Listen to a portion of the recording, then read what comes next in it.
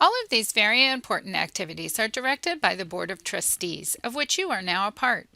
Every board member is given a Board of Trustee notebook. Detailed records of all the past year's activities are to be maintained in this notebook for at least 2 years, with the exception of the Secretary and Treasurer, who retain their copies for 5 years.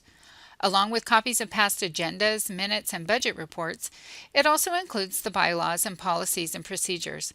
These are the blueprints for how the association is to be run. Each officer, board member, and committee member has a vital role to play that ensures the association fulfills its purposes. It will be an initial responsibility of yours to be sure to read through this notebook carefully.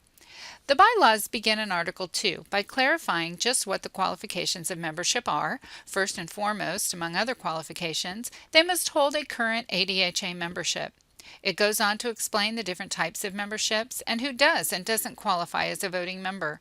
For instance, an active member of the Missouri constituent and GSLDHA component may vote, but a student who is enrolled in an accredited dental hygiene program and registered as a SADA member may enjoy certain benefits and discounts given by the association, but they may not vote. Grounds for termination of membership are explained in Section 5. Failure to comply to the bylaws, conviction of a felony related to dental hygiene, loss of a dental hygiene license, or non-payment of dues are all grounds for membership termination. Section 6 explains how reinstatement of membership may be accomplished. Article 5 explains the responsibilities given to the board, such as having the authority to supervise, control, and direct the association, determine its business policies and make any needed changes, promote its purpose, serve its interests, and have discretionary control of its funds. The board will consist of 6 officers and 5 trustees that are all voting members. There shall be at least 6 regular board meetings with the allowance of special meetings or meetings by conference call if necessary. In order for official acts of business to be conducted, a quorum, which constitutes at least 6 board members and the president, shall be present. All meetings shall follow Robert's Rules of Order, and official voting is allowed to occur via electronic communications as long as proof of unanimous consent is established and maintained. If a board member needs to resign, then a written notice to the president is appreciated, and the vacancy shall be filled by following the policies and procedures for elected officers or by appointment from the president for a trustee. Article 6 begins by broadly explaining what the duties of each officer is, their specific qualifications, and the length of each of their terms. Most terms are 1 year, with the exception of the secretary and treasurer, which are 2 years, being voted and installed in consecutive years.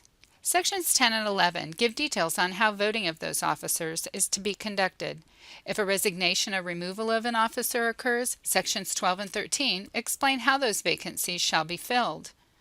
Article 7 reviews the powers given to the General Assembly, meaning all the voting members of the Greater St. Louis region.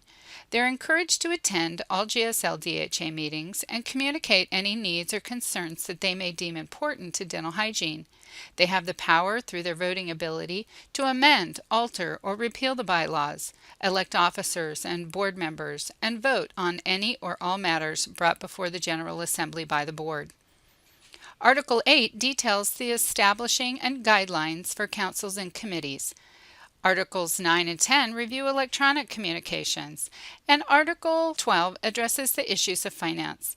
It covers guidelines for entering into contracts on behalf of the association, paying debts, and making deposits.